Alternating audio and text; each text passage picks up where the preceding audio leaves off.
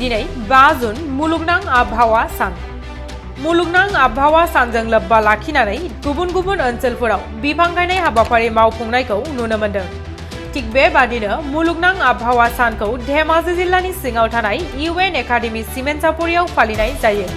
बे हाबाफारियाव गाहाय आलासि महरै बर' कसारि अनसाय गावहायुङारि खुंथायनि गाहाय मावफुं सोद्रोमा मिहिनीश्वर बसुमतारी बिथाङा बाहागो लायो।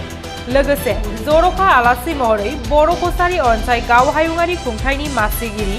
गाम्बारु बसुमतारी बिथाङाबो बाहागो लायो। लोगोसे बर' कसारि अनसाय गावहायुङारि खुंथायनि लेङाइ मावफुं सोद्रोमा रमिय' नार्जारी, सोलोंथाइ बिफाननि इएम अनिल बसुमतारी आरो गोबां इएम बिथांमोना बाहागो लायो।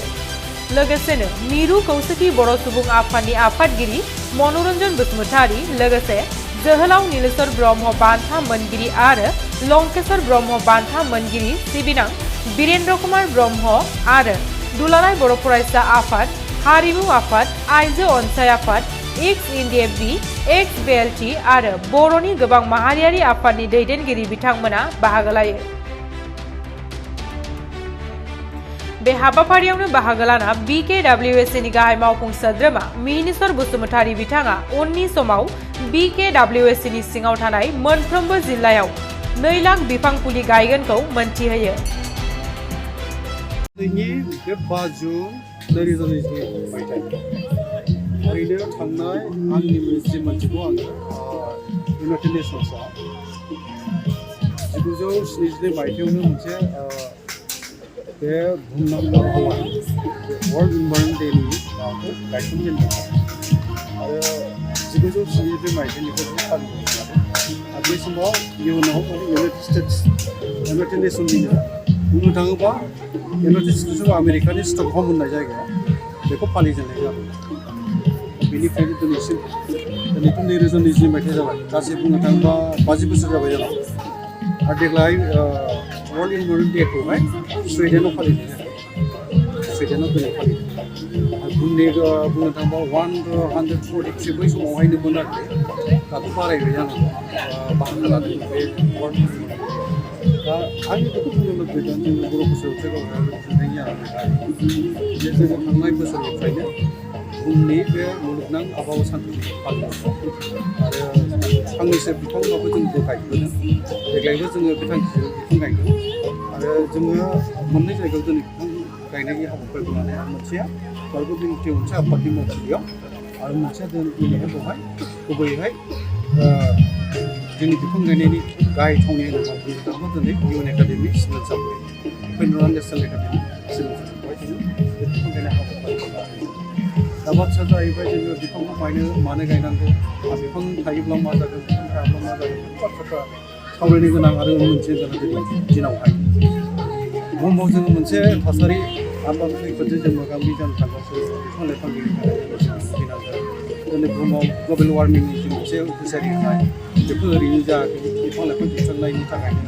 बा जोङो बिफां लाइफांखौ रैखा खालामनो थाखायनो दिनै बोथोरा समाव दैबाना जायो, माब्लाबा जोङो दै मोननांगौ समाव बेफोर रोखोम जानाया गुबैहाय बिफां लाइफांनि जोबस्रांलांनायनि जाहोनावनो जादों आरो बिफां लाइफां थायाब्ला मा जागोन सोदोमस्रियानो जोबस्रांलांनो हागौ होननानैबो माखासे गोरों गोराफोर बुंनो हमदों। बिफां लाइफांखौ जों रैखाथि होनो हायाबा बिफां लाइफां जोबस्रांलांनांगौ जायोबा सानसे समाव जों बोरैथो थांनानै थागोन बे मोनसे कुइसन फैदों, सोंनाय फैदों। दा ओंखायनो बिफां लाइफां थायाब्लानो जोंनि बुहुमनि सुबुं सोदोमस्रिया जोबस्रांलांनायनि बाथ्रा जेरावहाय गोरों गोराफोर जोंखौ हुसियारि होदों। दा बिफां लाइफां गायनो गोनां जानानै फैनाय दिनै बुहुमा मोनसे पलिउसनजों बुंफबनो हमदों। बेफोरखौबो बिफां लाइफाङा आरो जों बिफांनिफ्राय अक्सिजेन जेराव जों मोनो नाइट्रजेन जों हगारनो गोनां जायो। बेफोर गासैबो बाथ्राफ्रा बेवहाय नांफानानै दङ। ओंखायनो गोनांथि दङ दिनै बुहुमावहाय दुलाराय बुहुमानो बेनि थाखाय जिंगासिदों आरो खामानि मावनो गोनां जादों आरो मावगासिनोबो दङ। ओंखायनो जोंबो जोंनि भारतआवबो भारतनि आसाम रायजोआवबो आरो जोङो आसाम रायजोनि सिङाव थानाय बर' हारि बा गासै हारि माहारियानो बेनि थाखाय सांग्रां जानो हानांगोन आरो सांग्रां जानानै बयबो बिफांनि फारसे अननाय, बिफां गायनाय बे मोनसे माइन्डसेटखौ जेब्लासिम जोङो सोनानै होनो हाया बा साफ्रोमबो सुबुङा बिफां गायनायनि फारसे गोसो जानाय नङा, जोंनि खैफोदा गमामायैनो इयुनाव दंफैयो बेखौ जोङो मोनदांनो हादों। ओंखायनो जों खावलायनो लुबैनाया फैगासिनो थानाय समाव जों मोनसे नोजोरखौ लाना खामानि मावनाय बर' कसारि मोनसे गावहाय खुंथाया जोङो बर' कसारि गावहाय खुंथाय धुबुरीनिफ्राय सदियासिम बा तिनसुकिया जिल्लासिम गासै गं 22 जिल्ला दंखायो। बेनि गेजेराव जोंनि बियाबा बर' फसंथान गावारि खुंथायनि बियाबा मोन 32 जागोन बे मोन 32 बियाबनि सिङाव जोङो मोनफ्रोमबो बियाबाव जों बिफां गायनायनि बाथ्राखौ फैगौ बोसोराव जों साननानै दोनखाबाय आरोखि दा जोङो माने मोनसे बिथांखि लादों बा जोङो मोनसे नोजोर लादों बा जोंनि नोजोरा बेनो बाङायावबो जोङो 2 लाखसो बिफां गायनो थाखाय जों साननाय जादों फैगौ बोसोराव आरो हानायसेबां सासे सुबुङा फांसे बिफां गायनांगौ बेखौबो जोङो बर' कसारि ओनसोल गावारि खुंथाय सिङाव थानाय साफ्रोमबो रायजो राजाखौ जों खावलायखागोन आरो गामियाबो गायनांगौ जि बिफांफोर मोनो माने फिथाइ जाग्रा बिफांफोरबो गायनांगौ जेरै थाइजौ खान्थाल बायदि बायदि बिफांफोर दङ जोंहा फिथाइ जाग्रा बेफोरखौबो गायफानांगौ खालि जोङो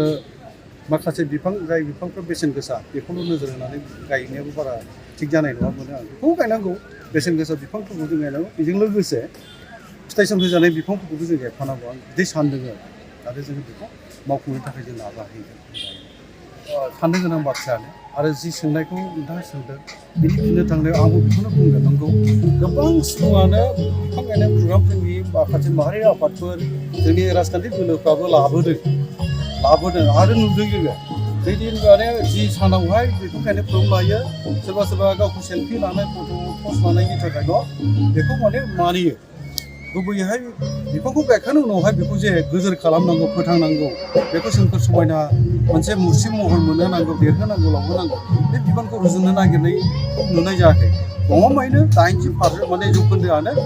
थैफिनलाङो होननाय बाथ्राया बे सैथो बाथ्रा ओंखायनो बे जानो नाङा आरो बिब्दिनो बे माइन्डसेटखौ लानानै जुदि जों बिफां गायो बेयो दहाय आं बुंलांनाय बाथ्राफोर बिफां लाइफां गैयिनि थाखाय दिनै ग्लबेल वार्मिंजों भुगिनांदों पलिउसनजों जों भुगिनांदों बेफोर बाथ्राफ्रा आरो मोनसेया जाहैबाय सुबुं सोदोमस्रियाव मोनसे जोबस्रांहैगोन बेबो नंखाय नङा गोरों गोराफोर बुंनाय बाथ्राया ओंखायनो बिफांखौ गायनायनि नामावल' गायनो नाङा गायखांनायनि उनावहाय बेखौ जोथोन लानांगौ फोथांथारनांगौ बे बिबानखौ जोङो रुजुनलायनानै सिगां होआबा जोङो बिफां गायनो नांगौ गायनायल' जागोन जेबो बेसेन थानाय नङा आरो जोङो खैफोदजों मोगा मोगि जानो हैगोनाबो बिनिफ्राय जों गोजान जानो हानाय नङा बेखायनो आंनि खावलायनाय बे जागोन बर' फसंथान गावारि खुंथायनिफ्राय जोङो बिफांखौ गायथारनांगौ आरो गायखांनायनि उनावहाय बेखौ जोथोन लानांगौ होननानै आं खर' गंगायै बयखौबो खावलायहरदों